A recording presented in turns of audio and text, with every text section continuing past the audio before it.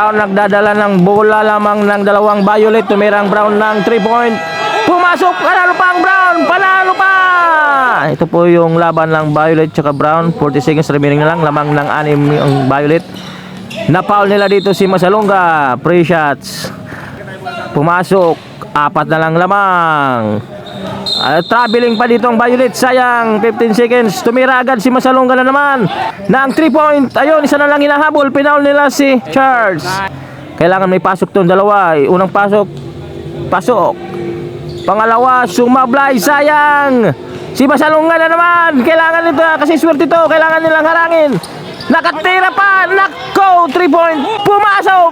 Patay tayo dyan. Pumasok, review natin. Pag 2 points lang, overtime. Pag 3 points, panalo dito. Depende sa atol ng referee. Ngayon, stepping. Nako, ayun, pumasok. Depende sa referee. May referee kasi na tumitingin sa taas kung may contact. May referee na tingin sa baba.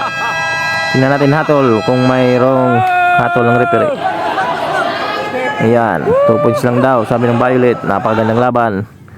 Ayun, nakasign pala ng 3 yung isang referee. Humatol pala ng 3 point. Ayan, nagdidesisyon na po mga president at committee officer. 3 point daw, sabi ng officials. Ayun, panalo pang Brown dito. Napakagandang laban mga idol.